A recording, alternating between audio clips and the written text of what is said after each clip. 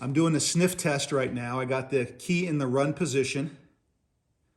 I got my, whatever you want to call it, my lone wolf button to crank it manually. And I'm not smelling or hearing anything stinky yet. Everything is plugged in on my ignition control module. All the connectors are tight. So, well, without further ado, I guess. Oh, yes! I am a man!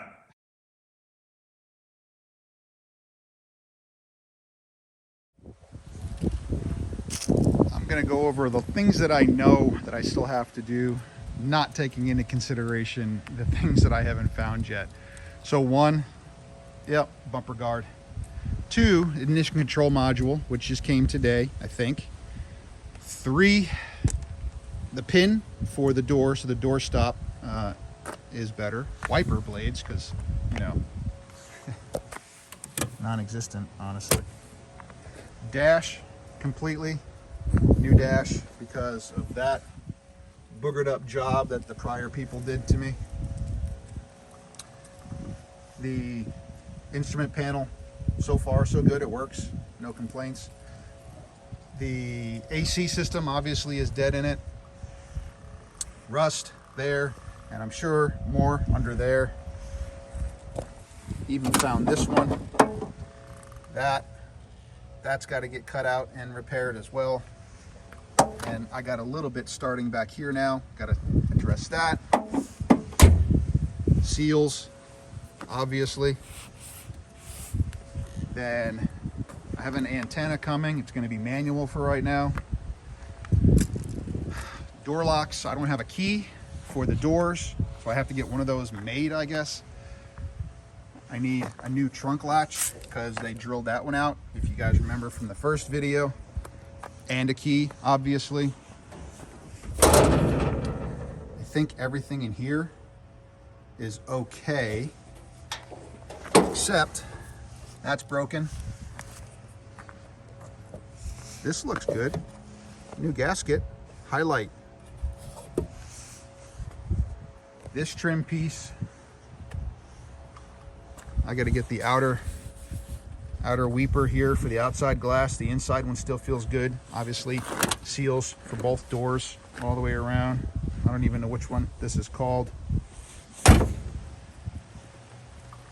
And then probably repainting it. Oh, and my headlights, I think my combination switch, my blinker switch is bad for my high beams. When you go high beams, the whole left side goes out instead of turning them on. Bulbs are fine. And to get it running, that little thing. That's what I know for sure so far, as of today. Wish me luck. Okay, in this video, I'm gonna try my damnedest to get this thing to spark up and to light off. So that is my goal in this video. I'm not gonna release another one until I get this damn thing running, okay? That being said, maybe not. My number 7 cylinder will not take a spark plug back in right now. It is cockeyed, a little wobbly, gets super tight really fast. I'm really nervous right now about getting that thing to fire off on number 7 especially. So that being said, my goal is to have this thing running in this video. Outside of getting it running, I want it to be moving. I know the brakes work, brakes are great. I want to make sure the transmission works and shifts. That'll be a huge relief from mine right now. It's not going to be like the last video where there was 30 things all over the place and it was like a shotgun blast into the sky. This one should be done pretty quick as long as I can get some time off work. But it is the holiday season. Happy holidays, everybody. It's just before Thanksgiving here, like a week before. So my best wishes to you and yours. Anyway, I'm Derek. This is 4 in Tune. Let's get started. Today, I want to get back to this and just close out something that I worked on in the end of the last video, and that is going to be the door hinge. As you can see, maybe you can see, I don't know, where's my hand? Yeah, right here, this hinge Well, that nut worked for a few, but it's gone. I do have this fancy brand new nut, or not nut, but pin, the actual pin that belongs in there with another nylon washer to go on top and a clip. The problem I'm gonna have, it's never simple with a Mercedes, right? So this door pin, or the door stop right here, needs to get drilled out here and here so I can get the pin in, because it's such a tight tolerance. There's zero room for anything.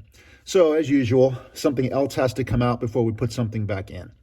So I'm gonna finish that up, get that done, put in some rear shocks, and then I'm gonna get to trying to re-tap a spark plug cylinder on my number 7. Here we go. We're gonna get started on these few things and get them knocked out. And hopefully we'll be able to start this car in the next day or two. Hopefully, holding my breath for that. Anyway, let's go.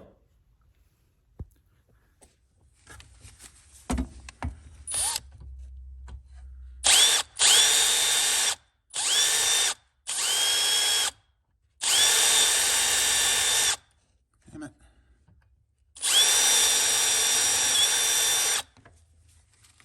Of course, all it wants to do is spin at this point. Nothing is going to be easy, ever.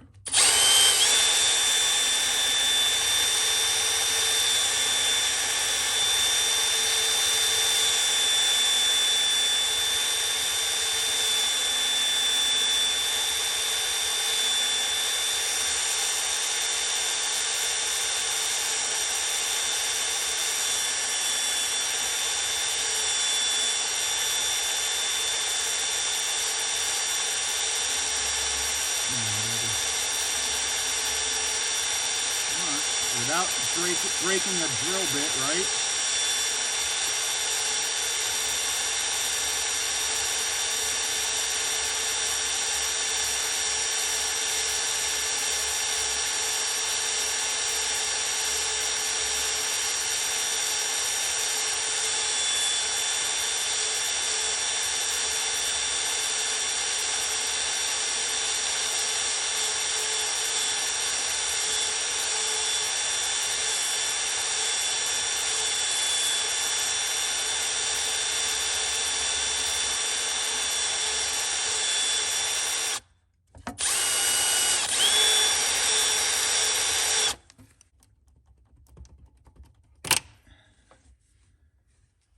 Okay. Door switch. You want to see what's in there? Not much. Doesn't look like it's connected to anything. So it's just riveted to this guy. That looks fun. Okay. Makes sense. Cool. Now, the pin from the bottom, probably need this out of the way wholly. Sorry about that. Nylon washer, cap on the top, pin fits perfect. No wiggle room, so I'll get some more rivets, put these bad boys back together here, and then pop this back into that hole, and we be done. Okay, so the next thing I'm gonna do is my rear shocks. We got some shacks. So my FCP specials, we'll throw these on the rear. To get to the shocks, it's not in a trunk. It's gonna be underneath that panel, like back over in that corner. We don't need to take this out, but we'll take this off, take that piece, that panel out. The one back here comes off, and then we have access to those that top shop mount on each one of those. So that'll be what we're doing next. So no tools needed. We'll take this piece of trim off here, and there's a little hook on the inside and this side, and a little bit of one back on this side as well. And then I would mark this in the orientation so that you know where we're at with everything to get this thing off correctly. Make sense? So we got Phillips down here, and then probably some pops we're gonna take out. One up here, it looks like. This may come off. I don't know. We'll see. But here we go. All right, trim piece comes off. That's all that's on the back side of this one. So just slide it to the left a little bit and it should pop off as you see the inside of that. Make sense? Good. Now this orientation, mine is straight across. There's nothing else to do here. Just comes right off. There was nothing holding that on. Nothing holding this in. And that's that. So just like on the other side that I'm taking apart right now, we do have to take this cap off. Phillips, and a 10 millimeter are right here. And yeah, just this top one right here. And this cap will slide up and out of the way. The seatbelt will stay in it, so you just keep the seatbelt with it, moves it out of the way. Then that one down there, then you've got one here in the door jamb, which I didn't see before, and this one up here, right there. Once that's done, there's one little pop that's back in here, and you just wiggle it and pull it out from the bottom first to get it out from under this lip, that lip, and then it'll pop right out in your hand. And then you have access to the rear. Just as we take this one off, there is the tower. I'm glad we're doing this because it gets me in there to clean up a little bit more yet. So right there, and I'll do the same thing to this side and have that done momentarily. So here we go. I'm gonna wire brush this, put a little fluid on it, and hold that top to get this thing to break loose. Those are my plans.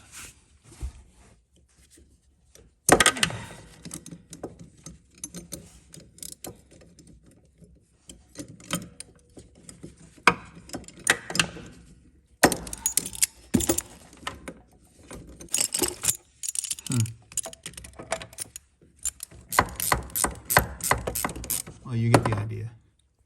All right, so that one's loose in the correct order. This is just flat. I thought it was cupped. Okay, that's just flat. And then these guys,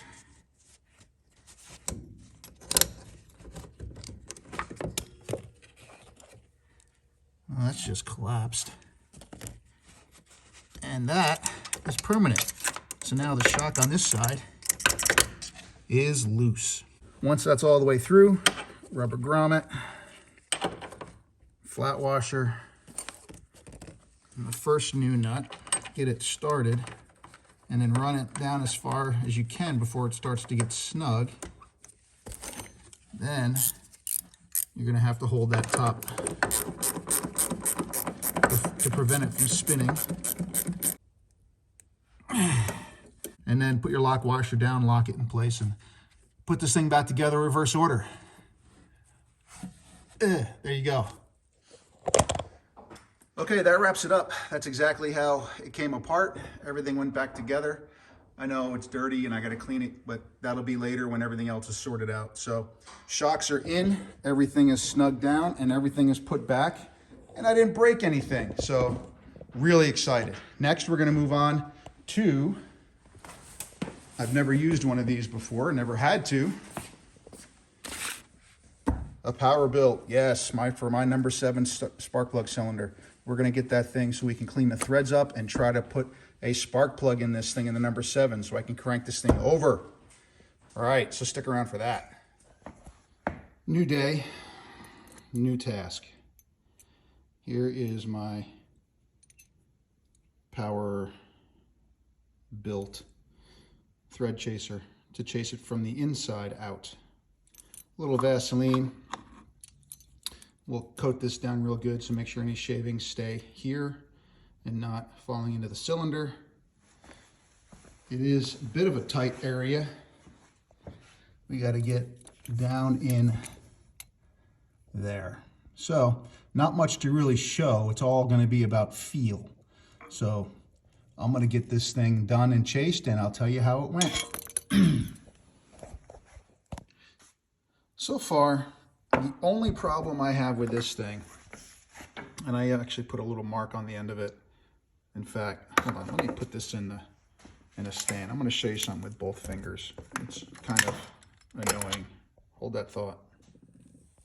So this bad boy, obviously it's tapered up here in the end. And when you screw this, this is supposed to suck it down here and spread the threads out after you get it inside the cylinder head.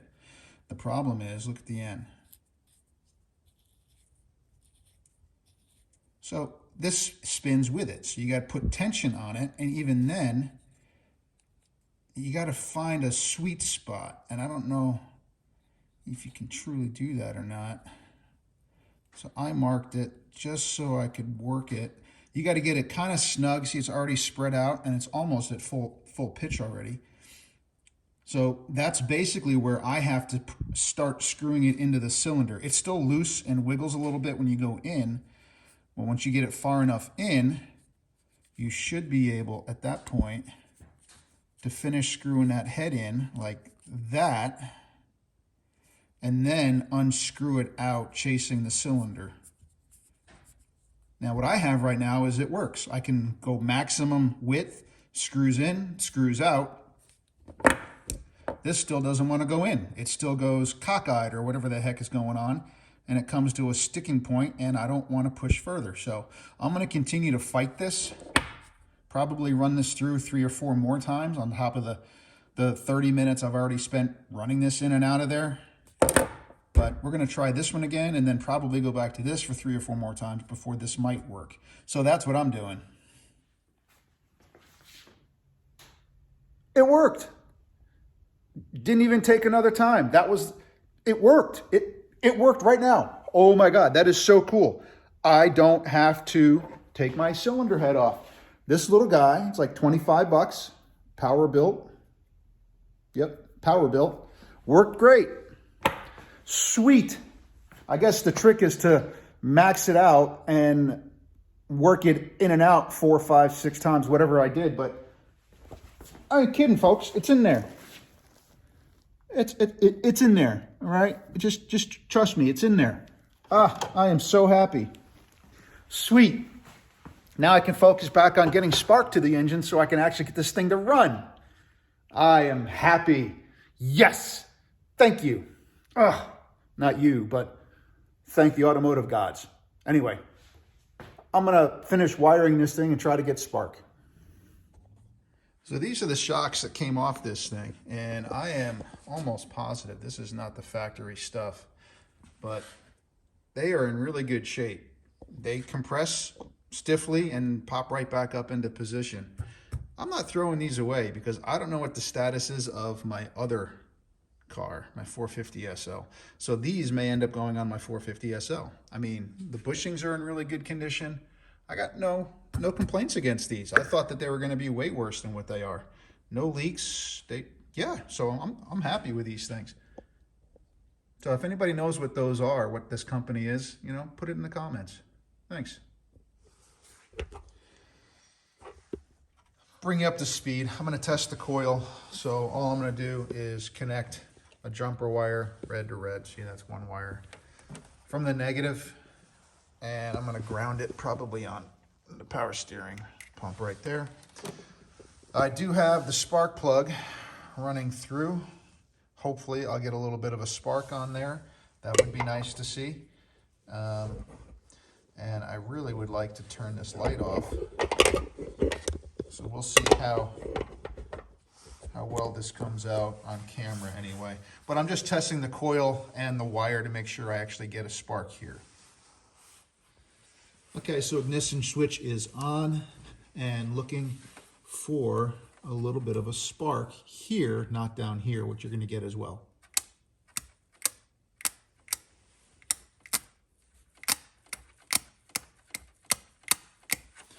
Not seeing anything there.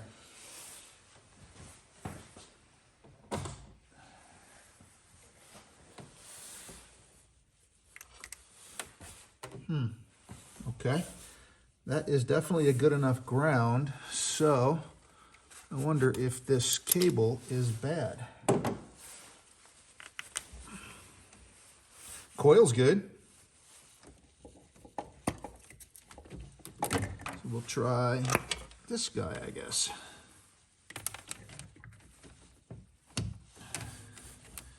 Snickety snick.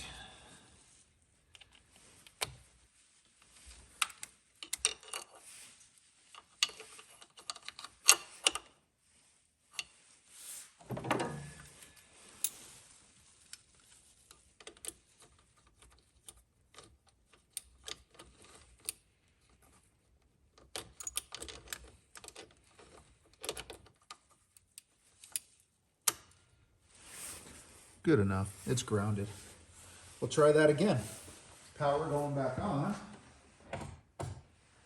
All right, power's on.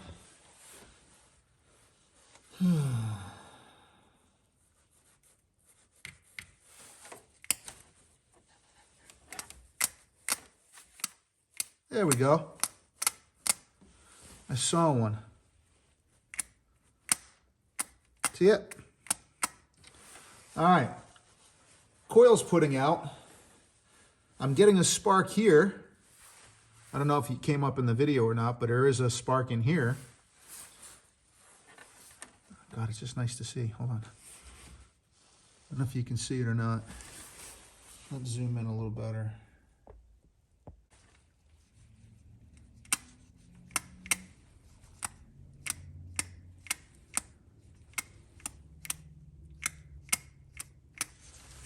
Yeah, it's sparking. I don't know if you saw it or not, but. So the coil works. It's putting power out to the end of the blue cable. Now, the distributor is not giving me what I want. So I got to start tearing into that a little bit and see what we got. All right, getting back to this today. I don't know. I know it's getting spark to the top of the coil. So I got something going on either with my new green cable or with the distributor itself. So I think the first step is going to be to check the connections between the green wire and the distributor. It is a Euro green wire, and there are some problems with those things where the connectors are, it's to a certain time period, were too big. So I'm gonna maybe adjust the connector to see if I can at least make it a positive contact. So I'll show you what I'm talking about here. Hold that thought. I may have to take this distributor out of the car though for some other checks. We'll see. Anyway, hang tight. So there are the old connectors, are the new connectors, and this is my old wire.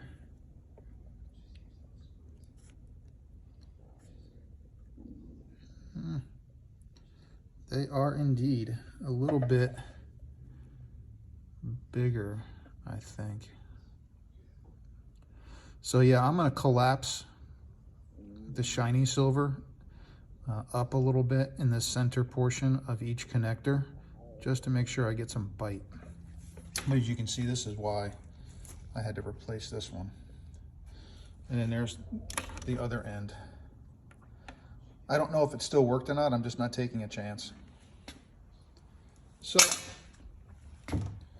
maybe that'll give me some better action. So she's back together again.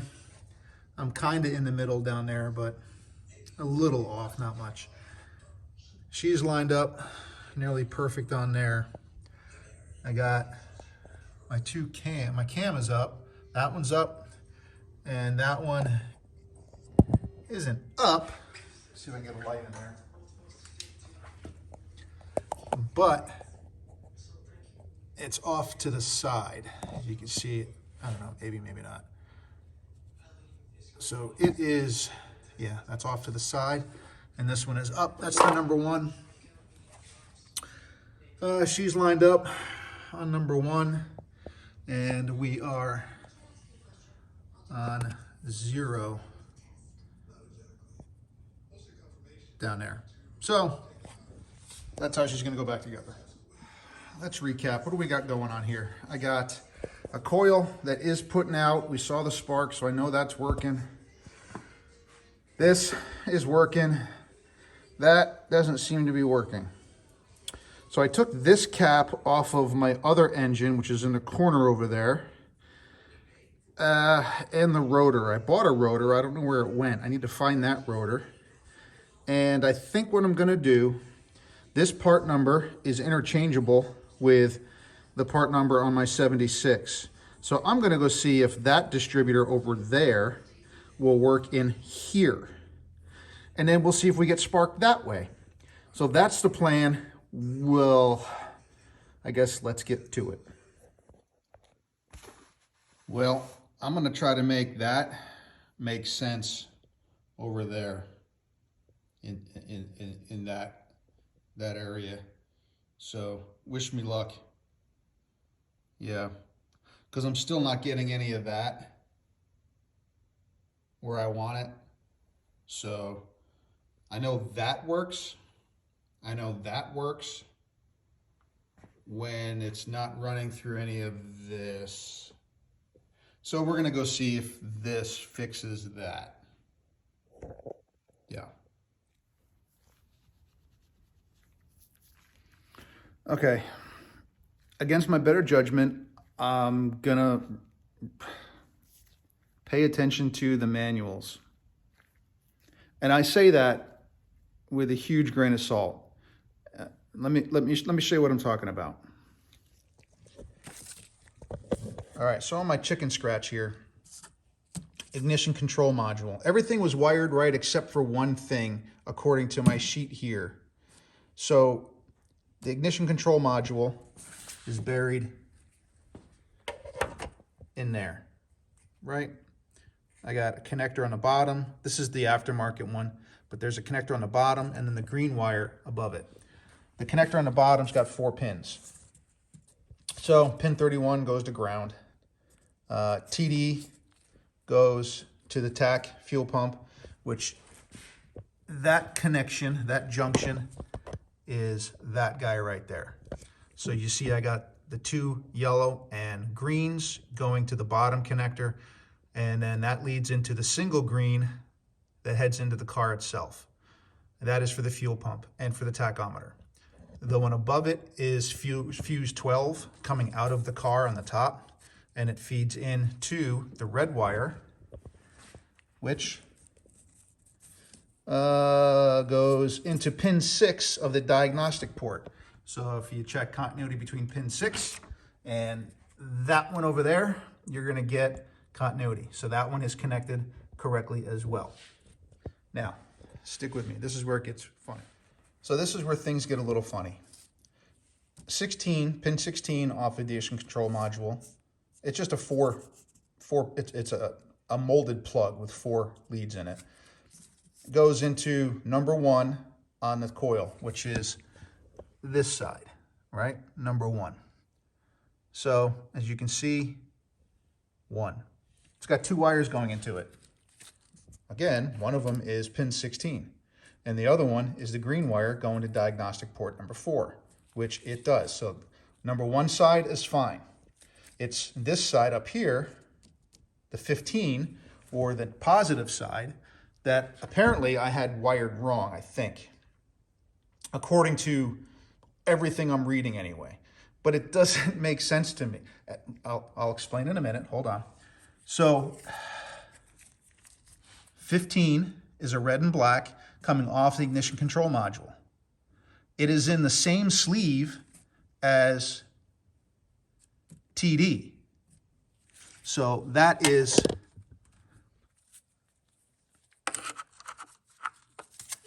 this lead right here, as you see. Both of these wires come out of the ignition control module. One goes down here, and the other one, I had it going up here. According to everything I'm reading now, it is supposed to go to pin 15. The problem I have is the connector, the factory connector, this guy right here, is too small. The hole, the cutout for it, is too small to fit over the terminal. That guy. It would fit over this side, but not this side. That's been my problem, where I was sure it doesn't go there. I am going to commit to this thing prior to cutting wires and making it fit, that I put this red jumper wire in, made a little connector, runs through, and I put another connector on the end, and I'm adding the third wire to pin 15, or to contact point 15, the positive side. So we'll see how this plays out. I know these two wires pin out fine. One comes from the, let me read that again. One is the ignition switch terminal, the thicker one right here. The bottom one, ignition switch terminal. And the top one is diagnostic pin number 5. Those are the two that were there. So I added this one, which I thought went over here. But according to everything that I drew out last night and made all my little notes to, it doesn't go there. Which, again, because that pin or that factory connector does not fit over the positive side, I am hugely skeptical. As well as, wait for it, my shop manual, which it doesn't go into the same amount of detail. However, here's the ignition coil, and I've got 3 terminals going into this side, a red and black from the diagnostic port, a red and black out of the ignition control module, and a red and black going over to the fuse. So those 3 should be going into this, or that's the lead, that's the main lead line in, the ignition switch in. So that's the thick, heavy one, and these 2 are thinner ones. And all 3 of those go to the pin number, the side number 15, contact point number 15. This is telling me to do the same thing that I have written on my paper. The tack, it's got those 2 going to the 1, and it's got the solid one going beyond that to the fuse. Everything else is wired correctly. I can't figure out why, or I just have a different coil or something. This has to be a separate coil. I mean, look, I've even swapped out the original for this, the original distributor for the one out of my 76. Just to eliminate that, because I know that at least that car ran. So we're gonna try this again and see if we can get some spark based on this janky ass wiring. So I'm skeptical to say the least. Let's see what we can do. Okay, so I'm doing a sniff test right now. I got the key in the run position. I got my, whatever you want to call it, my lone wolf button to crank it manually. And I'm not smelling or hearing anything stinky yet.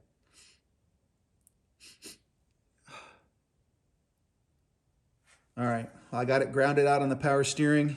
We're gonna be looking right there. Everything is connected.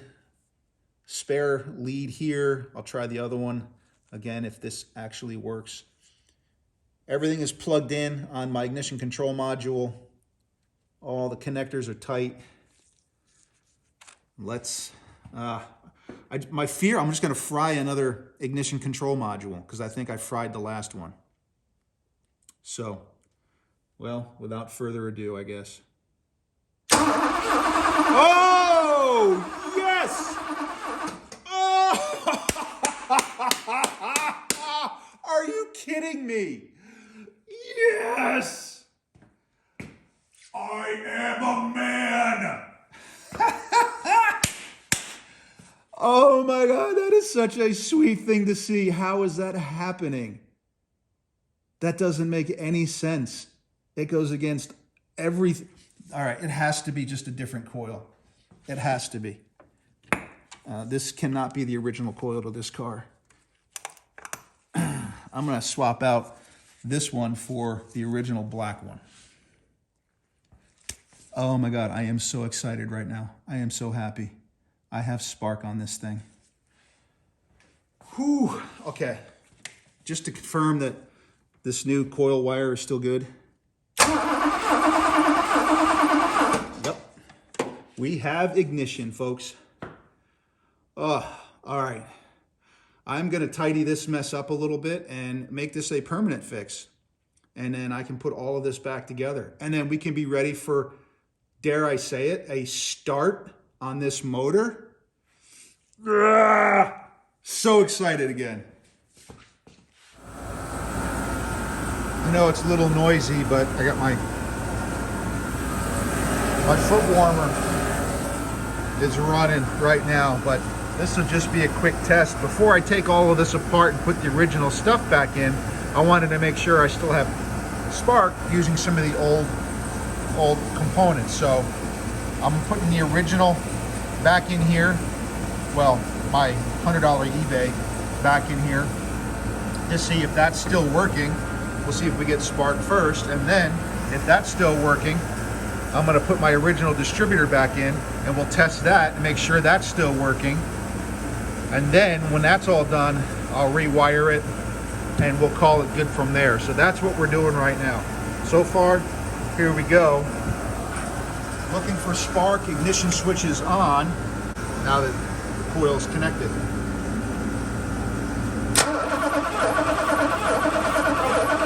Still nothing. So I'll try grounding this real quick, and if that don't work, then I know this is bad. So she got pretty warm pretty quick.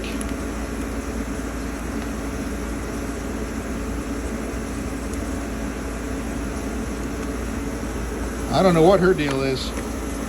I might have to open that up and see what is actually hot real quick. So looking on the inside here, not terrible. 70. Watch this.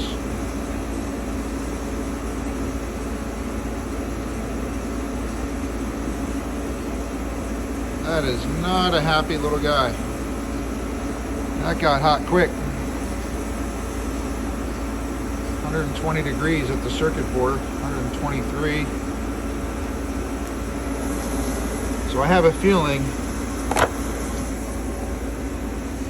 that guy is my problem. What do you think? Anyway, obviously we're going back. We have that one, the original, well, the original Amazon special. I don't know. I have put my new green cable back on my original distributor that I found laying on the floorboards. So we'll see if this is still good, if this was causing some of that bubbling over from the other coil, but I have a feeling this one should be okay at this point. I've added a couple drops of oil down here, so hopefully that'll seep down and do its work today, but we'll know shortly if this is even getting spark, and you're going to know quicker than me. So once again, I made sure we're pointing close to number one there. A little advance on it. Anyway, that's down at 0 down there. And on the number one side, you can see that cam lobe is up and that cam lobe is sideways. So I know that those valves on number one are closed, pointing at number one, and we are on 0 down there. So distributor is good to come out, and old distributor is going back in. So we're back with the original distributor,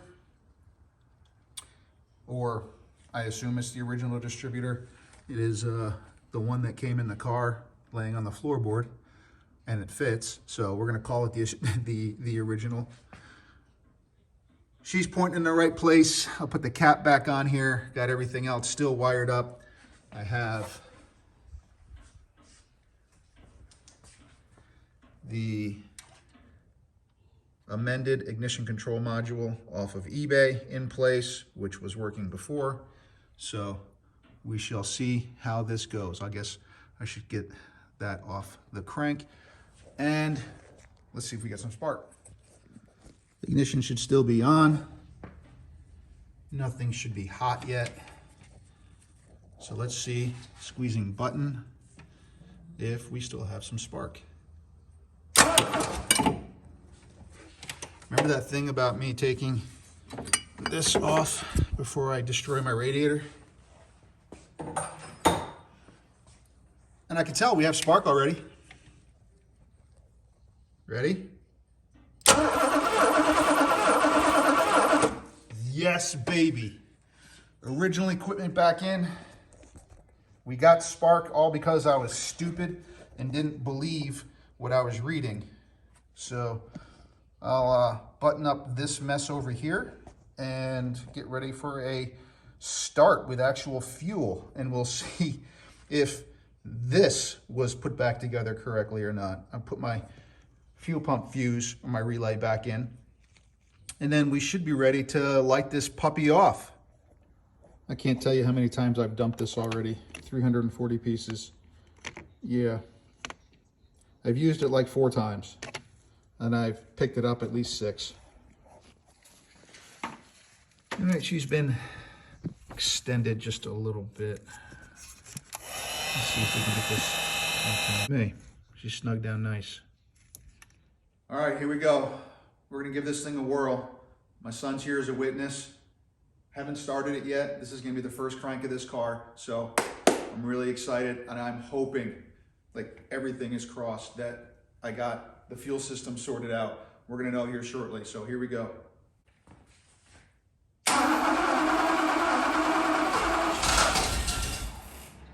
Oh, she wants to run.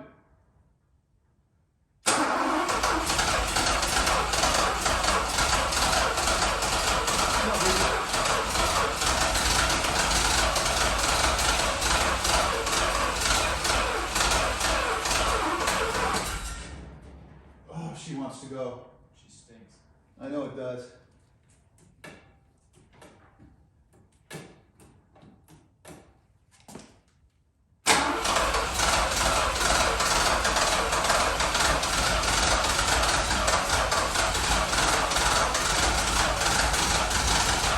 I don't think this is going to do much.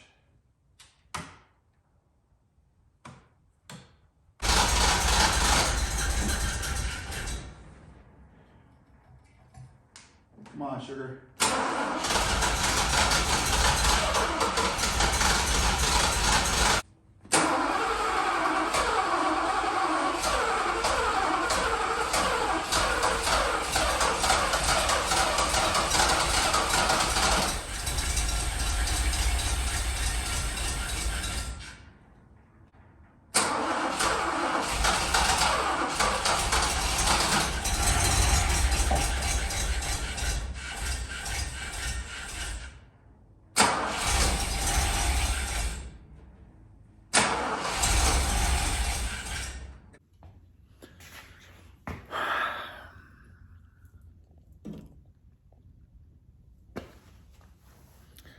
All right, so I have spark.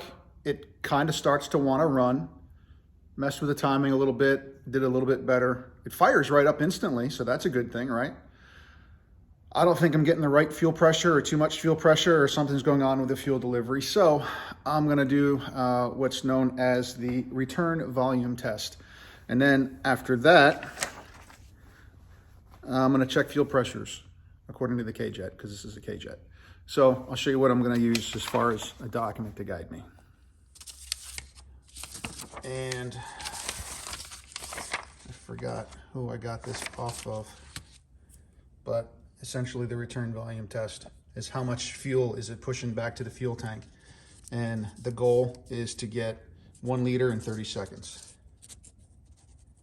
So either bridge the fuel pump or start your car. My car won't start, so I'm going to have to bridge the fuel pump. So I'll create a little quick switch for that. And then I'm going to check fuel pressures and see where we're at with those. And if those are off, then obviously I got to mess with my fuel pressure regulator. So that's going to be the general plan. So for the fuel pressure return, all right, that is going to be your supply line, that thick big boy, and the other thick big boy, this one coming back, is going to be the return line. It's a little thinner, and we'll disconnect it right here, and we'll get a bucket to see how much we get out of this thing once we put power to the pump. So we're just gonna stick this end in the pump and let her rip. See what we get in 30 seconds. But first, to build a switch for my fuel pump. So here's my setup. Try to zoom in a little bit better. I don't want to mess with it because it's sitting very precariously. However, pins 7 and 8 on that. You see, it's inside the glove box. I took out the relay. It's on the bench. I took a little 8mm nut off the side of that fitting, which holds it flat facing up, so I can tilt it down and get access to the pins easier. But pretty thick gauge wire, and it fills the hole pretty good, so I don't have to worry about finding any kind of pin to actually fit in there securely. The thick wire was thick enough. Then I'm just going to route it out here.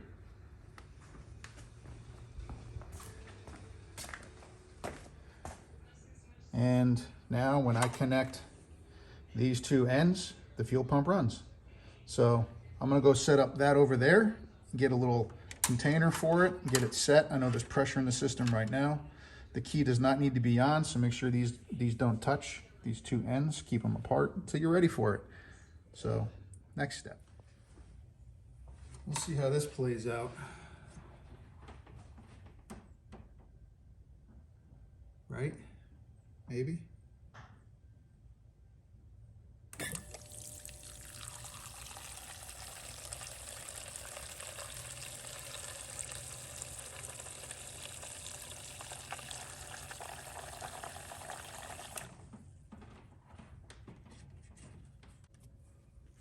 $800 mils.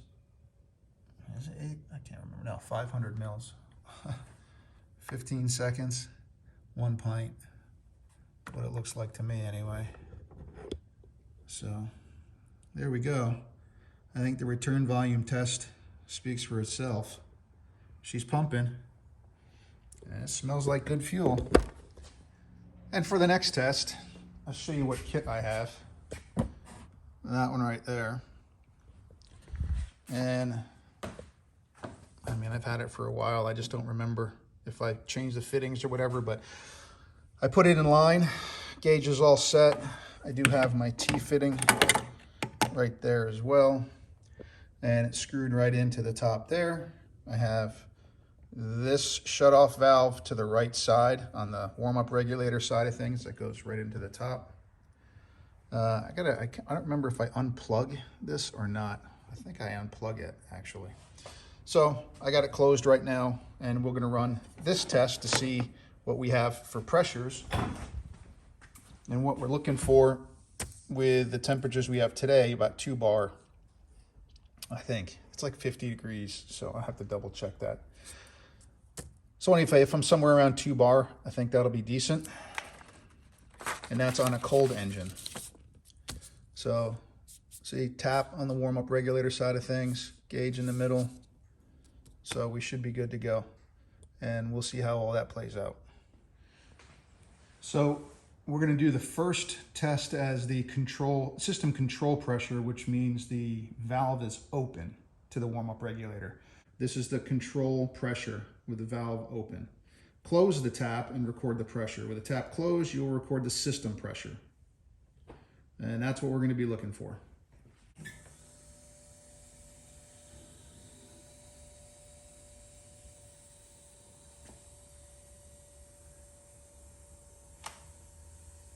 There's 2 bar. Okay. 2 bar looks good. Hold on. Climbing a little bit. Oh, I'm sorry, not 2 bar. That's 20 PSI, sorry. So 24 PSI.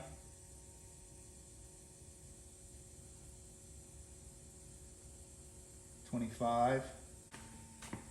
All right, 28. Let's see what that, there she goes. System pressure, 78. That looks a solid 78.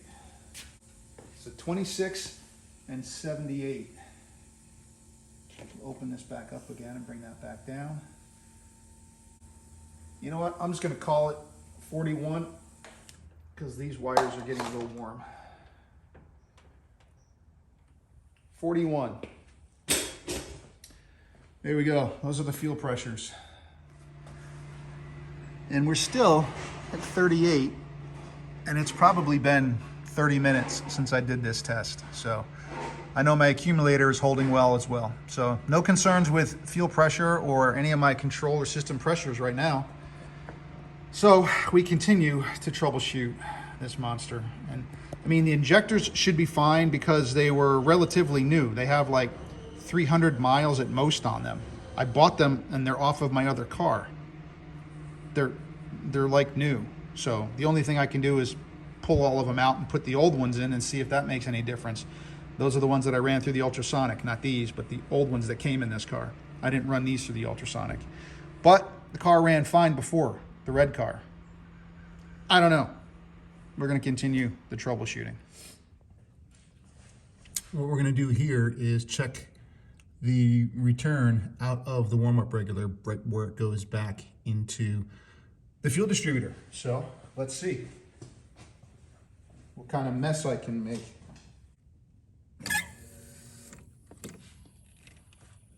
Oops. Well, that was weird. That didn't come out where I thought it was going to come out. So apparently it flows backwards here from what I had always assumed. I never even looked it up. Good to know. At least I have flow out of it. So that's a plus, right? And I know I have flow coming out the other end over there because that's what's pressurizing my gauge set. So warm-up regulator is flowing. Back to this, I think I'm going to take one at a time out of here, pull the injectors, and see if I'm getting any kind of squirt pattern from the injectors. And I'll try both sets, I guess. It can't hurt at this point.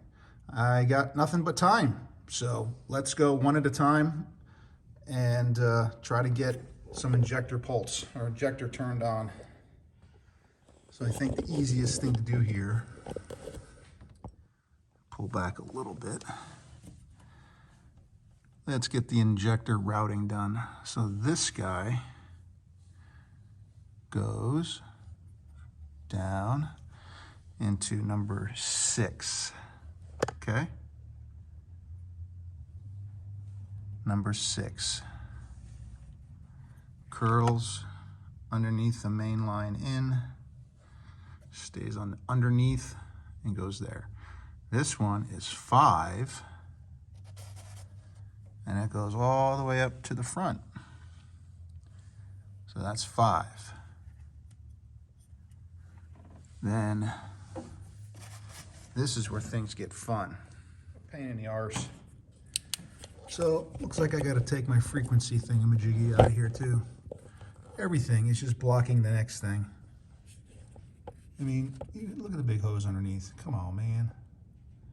I can't get to the front 2, 5, and 6 injectors for their heads. I got 7 out, and 8, of course, is being blocked as well by this bad boy. So, yeah, we're just gonna keep plugging away, taking more and more shit off as we got to. Here we go. Here's the routing for the fuel pressure regulator. Pay attention, it's important. And this one goes up, curls right, and goes right there. Little horseshoe bend. And it plugs in right here, the banjo bolt.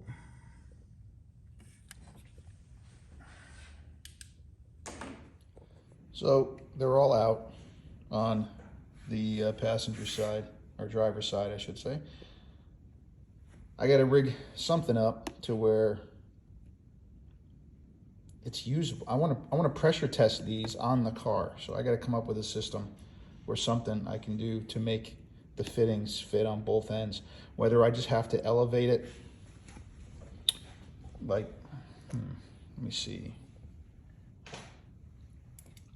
Using the originals, if I can just get an adapter to put it like yay high.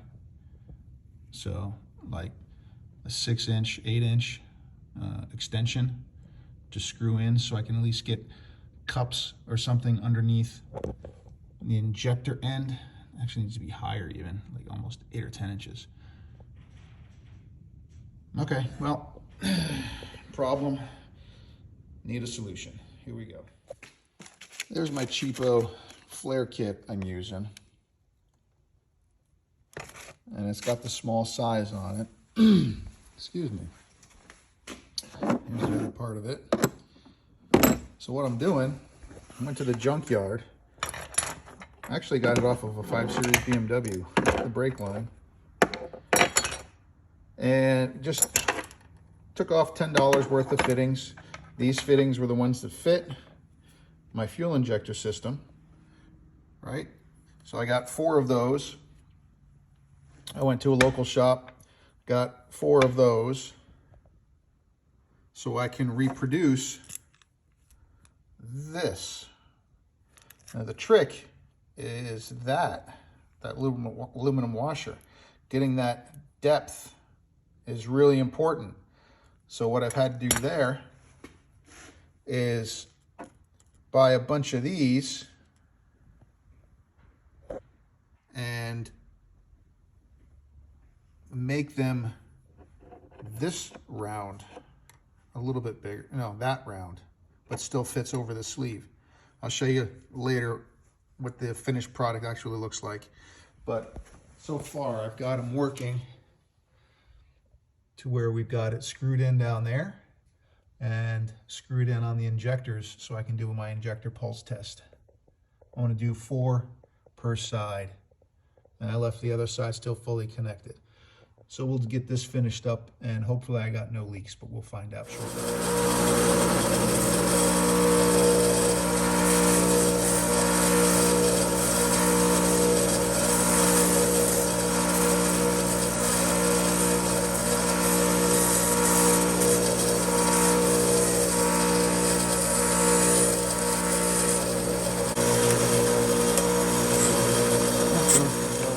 Do it without injectors on the driver's side.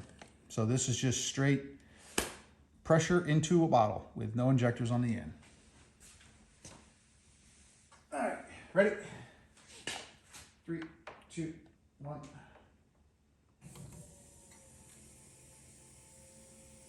Nothing. What I think I did wrong is I never pushed on the air plate. So the system technically should have been working perfectly. I don't know, we'll see. It did spit out a little bit of fuel in that one overnight. But so I'm gonna try this again, but I'm gonna push open the air plate and see if that pushes anything out. Okay, so that'll be what we're gonna do next. Last tip, make sure you don't hydrolock your cylinders. If you got the spark plugs in a side that's still shooting fuel, I mean, I'm running the fuel injectors, so it's going to be pumping fuel into the cylinders. The last thing you want to do is hydrolock this thing. So pull those spark plugs off of the side that you're going to be keeping the injectors in prior to cranking the engine over. You want to blow all of that fuel and crap out before you cause some damage. So top tip, don't say I didn't warn you. Video proof of what they look like, right? But it is such a bright light. But they look really nice. I'm happy with them. Let's remember what they look like. Well, I forgot to film that. So what I did do is realize I don't have a distributor that is going to push any fuel out. I got a little bit out, and I'll show you in this next clip right here. I'm sorry, 5, 6, 7, and 8. Yeah, I think we have a problem. And as you can see in that, it's not putting out anything close to equal. It was a slow. This thing had a bad prostate is essentially what's going on with the top of this fuel distributor. You saw it. I mean, maybe that much at most, and 2 or 3 of them. The 4th one was nothing. So the plan now is to take this thing apart again, and I should have just done it when I had it all apart, but I thought it was pushing fuel because I could get fuel to come out when I had it all disassembled before. So the fuel distributor is officially going to come back out and get a new rebuild kit, and it's going to go back in. So I am going to end this here. It is a win because I have spark and I have ignition and the car runs. I'm calling it a run. Don't tell me I can't do that. It ran. Yeah. So it's running. It is a week before Christmas. I'm probably not going to get back to this until after Christmas. So I think this is going to be the last video for this episode, the last clip for this episode. So all of that being said, I'm thrilled. I made a tool that I can test all of my injectors with when I get this thing working right.